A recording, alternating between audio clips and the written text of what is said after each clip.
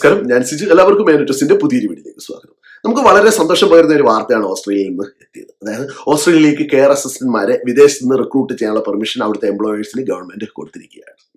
അതുകൊണ്ട് തന്നെ അവിടുത്തെ എംപ്ലോയേഴ്സിന് ഇനി വിദേശത്ത് നിന്ന് കെയറർമാരെ റിക്രൂട്ട് ചെയ്യാൻ സാധിക്കും. ഇപ്പം UK-യിലേക്ക് ഒരുപാട് കെയറർമാരാണ് വന്നത്. അതുപോലെ തന്നെ ഇപ്പോൾ ഓസ്ട്രേലിയയിലേക്ക് നമുക്ക് ഒരു അവസരം വന്നിരിക്കുകയാണ്. ഓസ്ട്രേലിയ വളരെ വലിയൊരു രാജ്യമായതുകൊണ്ട് തന്നെ നമുക്ക് ഒരുപാട് അവസരങ്ങളാണ് അവിടെ ഉള്ളത്. അപ്പോൾ കഴിഞ്ഞ ആഴ്ച അതിനെക്കുറിച്ച് ഞാൻ വിശദമായിട്ടുള്ള വീഡിയോ ഇട്ടിരുന്നു. അതിന്റെ ക്വാളിഫിക്കേഷൻ എന്താണ്, കാര്യങ്ങൾ എന്തൊക്കെയാണെന്നുള്ളത്. അന്ന് നമുക്ക് സ്കിൽസ് അസസ്മെന്റ് ചെയ്യണമെന്ന് പറഞ്ഞിരുന്നു, പക്ഷെ അതിന്റെ വിൻഡോ ഓപ്പൺ ആയിട്ടില്ലെന്ന് പറഞ്ഞു. പക്ഷെ ഇപ്പോൾ ആ സ്കിൽസ് അസസ്മെന്റ് ചെയ്യുന്നതിനുള്ള വിൻഡോ ഓപ്പൺ ആയിട്ടുണ്ട്. അപ്പോൾ അത് എങ്ങനെയാണ് ചെയ്യേണ്ടത്, അതിനെക്കുറിച്ചാണ് ഇന്നത്തെ വീഡിയോയിലൂടെ നിങ്ങളോട് ഞാൻ പങ്കുവെക്കാൻ ആഗ്രഹിക്കുന്നത്. അപ്പോൾ നമുക്ക് വിശദമായ വീഡിയോയിലേക്ക് പോകാം.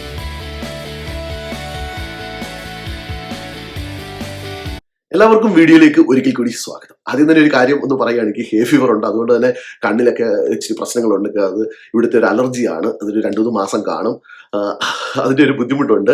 ഓക്കെ, അപ്പോൾ ഈ ഒരു കാര്യം നിങ്ങളെ അറിയിക്കണമെന്ന് തോന്നി. അതുകൊണ്ട് തന്നെയാണ് പെട്ടെന്ന് വീഡിയോ ഇടുന്നത്. കാരണം ഞാൻ ഒരുപാട് പേർക്ക് പ്രോമിസ് കൊടുത്തിരുന്നു, അവിടുത്തെ കാര്യങ്ങൾ വരുമ്പോൾ കറക്റ്റായിട്ട് അറിയിക്കാമെന്നു. അതുമായിട്ട് ബന്ധപ്പെട്ട് ഞാൻ അവിടെയുള്ള ഒരു സുഹൃത്തുമായിട്ട് സംസാരിച്ചു. ഇതുമായിട്ട് ബന്ധപ്പെട്ട കാര്യങ്ങൾ നമ്മളെ തത്സമയം അറിയിക്കാൻ വേണ്ടി. അന്നേരം അദ്ദേഹം അറിയിച്ചതനുസരിച്ചാണ് ഇന്നത്തെ വീഡിയോ ഞാൻ പ്രിപ്പയർ ചെയ്തിരിക്കുന്നത്.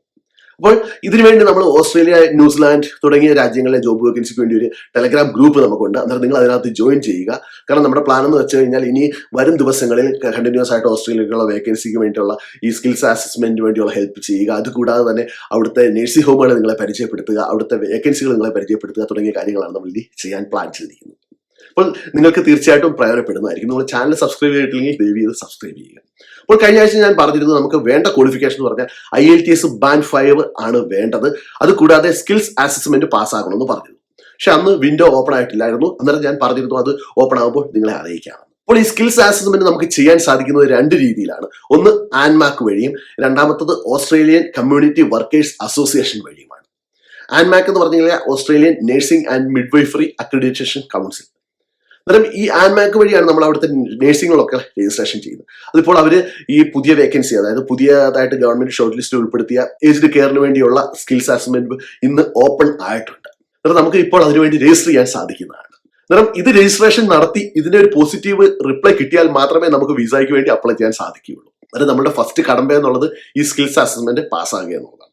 ഇതിന് ഈ സ്കിൽസ് അസസ്മെന്റ് ചെയ്യാൻ സാധിക്കുന്ന 2 ഗ്രൂപ്പുള്ളവർക്കാണ്. ഒന്ന്, നമുക്ക് ഡയറക്റ്റ് നഴ്സിംഗ് ക്വാളിഫിക്കേഷൻ ഉള്ളവർ, അതായത് BSc നഴ്സിംഗോ ജനറൽ നഴ്സിംഗോ പോസ്റ്റ് BSc നഴ്സിംഗോ പഠിച്ചവർക്ക് ഡയറക്റ്റ് അപ്ലൈ. അതല്ലെങ്കിൽ നമുക്ക് എക്സ്പീരിയൻസ് വെച്ച് വേണമെങ്കിൽ അപ്ലൈ ചെയ്യാം. അതായത് നമുക്ക് 12 മാസം ഏജ്ഡ് കെയർ സെക്ടറിൽ എക്സ്പീരിയൻസ് ഉണ്ടെങ്കിൽ അത് പെയ്ഡ് എക്സ്പീരിയൻസ് ആയിരിക്കണം. അത് വെച്ച് നമുക്ക് അപ്ലൈ ചെയ്യാം. ഇപ്പോൾ അത് പാർട്ട് ടൈം ആയിട്ട് ചെയ്യുന്നവരാണെങ്കിൽ അതിനനുസരിച്ചുള്ള കാലാവധി കാണിച്ചു കഴിഞ്ഞാൽ അവർക്ക് സ്കിൽസ് അസസ്മെന്റിന് വേണ്ടി അപ്ലൈ ചെയ്യാൻ സാധിക്കുന്നതാണ്. ഈ സ്കിൽസ് അസസ്മെന്റ് എങ്ങനെയാണ് ചെയ്യുന്നത് ഞാൻ എക്സാമ്പിൾ സഹിതം വീഡിയോയിൽ പിന്നെ കണ്ടിന്യൂസ് ആയിട്ട് കാണിക്കാം. അത് നോക്കിയാൽ നിങ്ങൾക്ക് ക്ലിയർ ആയിട്ട് മനസ്സിലാകുന്നതായിരിക്കും.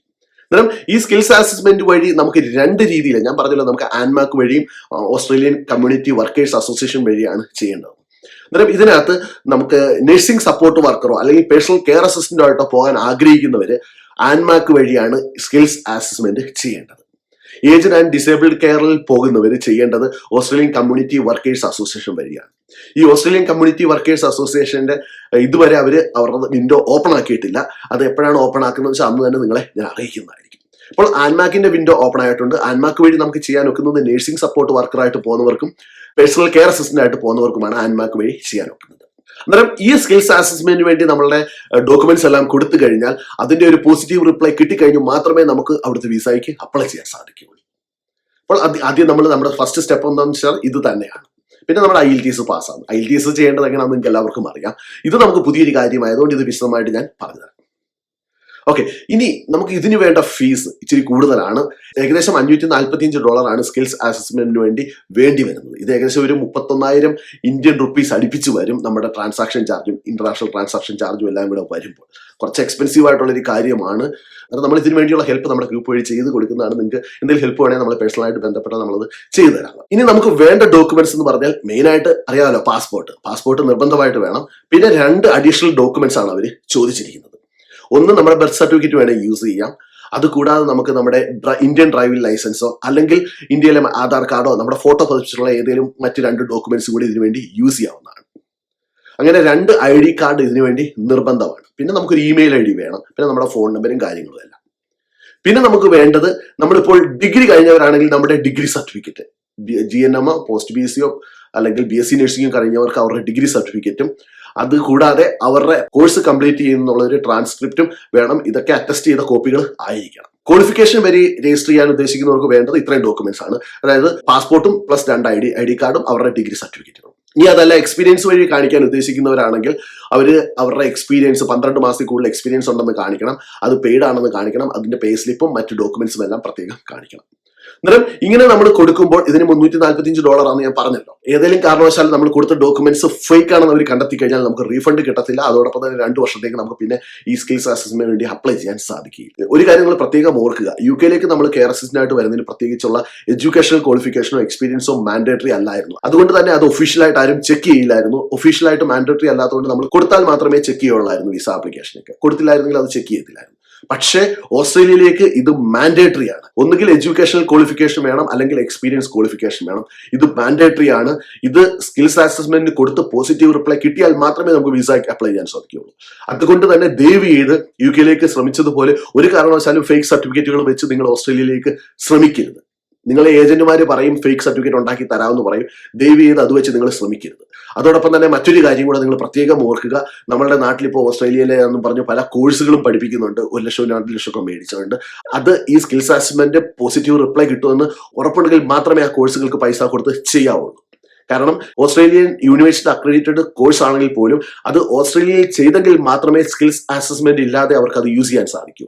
ഓസ്ട്രേലിയയിൽ പഠിച്ചവർക്ക് സ്കിൽസ് അസസ്മെന്റ് ഇല്ലാതെ അപ്ലൈ ചെയ്യാൻ സാധിക്കും. പക്ഷേ ഓസ്ട്രേലിയൻ യൂണിവേഴ്സിറ്റി അക്രഡിറ്റഡ് ആയിട്ടുള്ള കോഴ്സ് ആണെങ്കിലും വിദേശ രാജ്യങ്ങളിലാണ് അവർ പഠിച്ചതെങ്കിൽ അവർ സ്കിൽസ് അസസ്മെന്റ് നിർബന്ധമായിട്ട് ചെയ്തിരിക്കണം. അതുകൊണ്ട് തന്നെ നമ്മുടെ നാട്ടിലുള്ള സ്ഥാപനങ്ങളിൽ നിങ്ങൾ ഓസ്ട്രേലിയ അക്രഡിറ്റഡ് ആയിട്ടുള്ള കോഴ്സ് ആണെന്ന് പറഞ്ഞ് ചെയ്യുമ്പോൾ അത് ഈ ആൻമാക്കിന്റെ സ്കിൽസ് അസസ്മെന്റിൽ പാസ്സാകും എന്നുള്ളത് ഉറപ്പുവരുത്തിയിട്ട് മാത്രം ചെയ്യാൻ ശ്രമിക്കുക.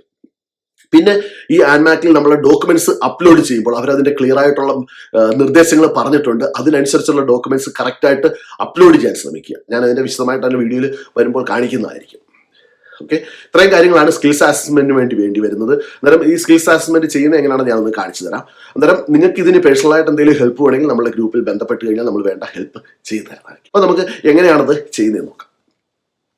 ഇപ്പം നമ്മൾ ആൻമാക്കിൻ്റെ വെബ്സൈറ്റിലാണ്. ആൻമാക്കിൻ്റെ വെബ്സൈറ്റിൽ പോയിട്ട് നമ്മൾ ആദ്യം ചെയ്യേണ്ടത് രജിസ്റ്റർ ആണ്. രജിസ്റ്റർ ഓപ്ഷൻ സെലക്ട് ചെയ്ത് കഴിഞ്ഞ് നമ്മൾ യൂസ് ചെയ്യുന്ന ഒരു ഇമെയിൽ ID കൊടുക്കുക. അത് കഴിഞ്ഞിട്ട് പാസ്വേഡ് സെലക്ട് ചെയ്യുക. ഒരു സ്ട്രോങ് ആയിട്ടുള്ള പാസ്വേഡ് സെലക്ട് ചെയ്യുക. ഒരു നമ്പർ ആഡ് ചെയ്യാൻ ശ്രമിക്കുക പാസ്വേഡിൽ. അതിനുശേഷം സബ്മിറ്റ് ബട്ടൺ ക്ലിക്ക് ചെയ്യുക. സബ്മിറ്റ് ബട്ടൺ ക്ലിക്ക് ചെയ്ത് കഴിയുമ്പോൾ നമുക്കവർ ഒരു ഇമെയിൽ അയക്കും. നമ്മുടെ ഇമെയിലോട്ട്, നമ്മൾ കൊടുത്ത ഇമെയിലിലേക്ക് ഒരു ഇമെയിൽ അയക്കും. നമ്മളെ വെരിഫൈ ചെയ്യാൻ വേണ്ടിയാണത്. അന്നേരം നമ്മൾ നമ്മുടെ ഇമെയിലിൽ പോകുക. ഇമെയിലിൽ പോയിട്ട് നമ്മൾ ആ വെരിഫിക്കേഷൻ ഇമെയിലിനകത്ത് ഒരു ലിങ്ക് കാണും. ആ ലിങ്കിലൊന്ന് ക്ലിക്ക് ചെയ്യണം. വെരിഫിക്കേഷൻ ഇമെയിലിൽ പോയിട്ട് ആ ലിങ്കിൽ ക്ലിക്ക് ചെയ്ത് കഴിയുമ്പോൾ അത് വീണ്ടും ആൻമാക്കിൻ്റെ ഒരു വെബ്സൈറ്റിലോട്ട് വരും. ആൻമാക്കിൻ്റെ വെബ്സൈറ്റിൽ വരും. പിന്നെ നമ്മൾ ബാക്കി കാര്യങ്ങൾ അവിടെയാണ് ചെയ്യേണ്ടത്. ആദ്യം നമ്മുടെ ഫസ്റ്റ് സ്റ്റെപ്പ് എന്ന് പറഞ്ഞാൽ രജിസ്ട്രേഷൻസ് ആണ്.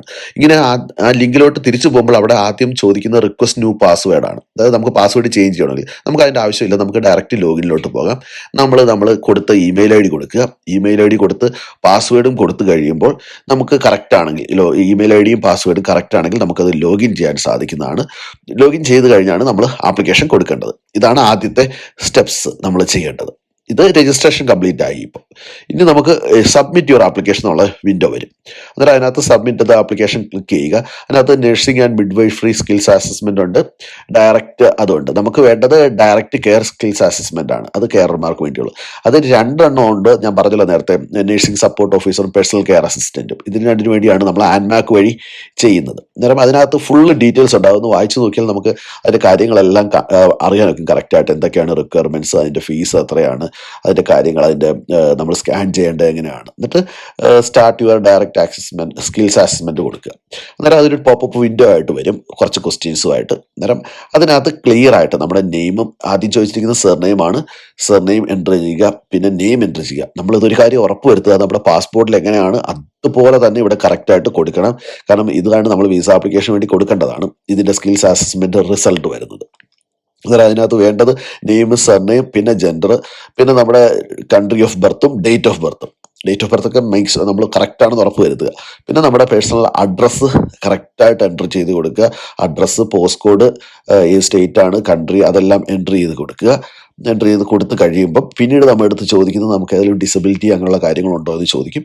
അന്നേരം അത് ഇല്ലയെന്ന് പറയാം. നമ്മൾ ഈ ഡീറ്റെയിൽസ് എൻ്റർ ചെയ്ത് കൊടുക്കുമ്പോൾ ഞാൻ ഒന്നുകൂടെ ഒന്ന് വ്യക്തമായിട്ട് പറയാം, നിങ്ങളത് ഒരു കാരണവശാലും അതിനകത്ത് തെറ്റായിട്ടുള്ള ഇൻഫർമേഷൻ കൊടുക്കരുത്. പിന്നെ നമുക്ക് ഏജൻറ് ഉണ്ടോ എന്ന് ചോദിക്കുന്നുണ്ട്. നമുക്ക് ഏജൻറ് ഇല്ല എന്നുള്ളെങ്കിൽ ഏജൻറ് വഴിയാണെങ്കിൽ ഏജൻറ്റ് പേര് കൊടുക്കുക, അല്ലെങ്കിൽ നോ എന്ന് കൊടുത്ത് പോയാൽ മതി ഏജൻറ് ഇല്ല എന്നുണ്ടെങ്കിൽ. അന്നേരം ഉറപ്പുവരുത്തുക നമ്മുടെ ഇമെയിൽ ഐ ഡി അവിടെ വീണ്ടും വെരിഫൈ ചെയ്യുന്നുണ്ട്. അവിടെ നമ്മൾ ആദ്യത്തെ ഇമെയിൽ ഐ ഡി കറക്റ്റ് തെറ്റാണെങ്കിൽ രണ്ടാമത് കറക്റ്റുള്ള ഇമെയിൽ ഐ ഡി കൊടുക്കാൻ ശ്രദ്ധിക്കുക. പിന്നെ ഉള്ളത് നമ്മുടെ അടുത്ത് ചോദിക്കും നമുക്ക് ഏതെങ്കിലും ഡിസബിലിറ്റി അങ്ങനെയുള്ള കാര്യങ്ങളുള്ളപ്പം അത് നോ കൊടുക്കുക. പിന്നെ നമ്മുടെ അടുത്ത് ചോദിക്കുന്ന ഒരു ഇമ്പോർട്ടൻറ്റ് ക്വസ്റ്റ്യൻ ആണ് നമുക്ക് ഏതാണ് നമ്മൾ സെലക്ട് ചെയ്യേണ്ടതെന്നുള്ളത്. രണ്ട് നമ്പറുണ്ട്.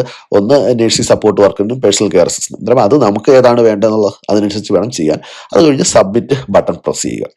ഈ സബ്മിറ്റ് ബട്ടൺ പ്രസ് ചെയ്ത് കഴിയുമ്പോഴത്തേക്ക് ഇത് പേയ്മെൻറ്റ് വിൻഡോയിലോട്ട് പോകും. ഈ പേയ്മെൻറ്റ് വിൻഡോയിൽ നമുക്ക് പേയ്മെൻറ്റ് ചെയ്യാം. വിസ ആൻഡ് മാസ്റ്റർ കാർഡ് മാത്രമേ യൂസ് ചെയ്യാൻ ഒക്കെയുള്ളൂ. അമേരിക്കൻ എക്സ്പ്രസ്സോ നമ്മുടെ റൂപേ കാർഡ് ഒന്നും യൂസ് ചെയ്യാൻ ഒക്കത്തില്ല. അന്നേരം അവിടെ കറക്റ്റായിട്ടുള്ള ഡീറ്റെയിൽസ് എൻ്റർ ചെയ്ത് കൊടുത്തു കഴിഞ്ഞ് സബ്മിറ്റ് ചെയ്ത് കഴിഞ്ഞാൽ നമുക്ക് ഇമെയിൽ കൺഫർമേഷൻ വരും, നമുക്ക് പേയ്മെൻറ്റ് കറക്റ്റായെന്നും പറഞ്ഞു. ഈ പേയ്മെൻറ്റ് കറക്റ്റായി കഴിഞ്ഞാണ് അടുത്ത വിൻഡോയിൽ നമുക്ക് ഡോക്യുമെൻറ്റ്സ് അപ്ലോഡ് ചെയ്ത് കൊടുക്കാൻ സാധിക്കുന്നത്. അന്നേരം നിങ്ങൾ എപ്പോഴൊന്നും കാണിക്കരുത്. ചിലപ്പോൾ കുറച്ച് സമയം എടുക്കും ആ ഇമെയിൽ നമുക്ക് വരാൻ. അങ്ങനെ ആകുമ്പോൾ നമ്മൾ വെയിറ്റ് ചെയ്തിട്ട് ആ ഇമെയിൽ വന്നിട്ട് മാത്രം കണ്ടിന്യൂ ചെയ്യുക. നിങ്ങൾക്ക് എല്ലാവർക്കും ഈ വീഡിയോ പ്രയോജനപ്പെടുത്തി ഞാൻ പ്രതീക്ഷിക്കുന്നു. നമ്മുടെ പ്ലാൻ, നിങ്ങൾ നമ്മുടെ ടെലഗ്രാം ഗ്രൂപ്പിൽ ജോയിൻ ചെയ്യുക. ഓസ്ട്രേലിയ ന്യൂസിലാൻഡ് ടെലഗ്രാം ഗ്രൂപ്പിൽ ജോയിൻ ചെയ്യുക. വരും ദിവസങ്ങളിൽ അവിടുത്തെ വേക്കൻസികളെ കുറിച്ചുള്ള വിശദമായ വീഡിയോസ് നമ്മൾ ഇടുന്നതായിരിക്കും. നിങ്ങൾക്ക് വീഡിയോ ഇഷ്ടപ്പെട്ടെങ്കിൽ നിങ്ങളുടെ ഫ്രണ്ട്സ് ഷെയർ ചെയ്യുക. അതോടൊപ്പം നിങ്ങളുടെ അഭിപ്രായങ്ങളും നിർദ്ദേശങ്ങളും കമൻറ്റ് ചെയ്യുക. അപ്പോൾ മറ്റൊരു വീഡിയോയുമായി കാണുന്നവരെ എല്ലാവർക്കും നന്ദി, നമസ്കാരം.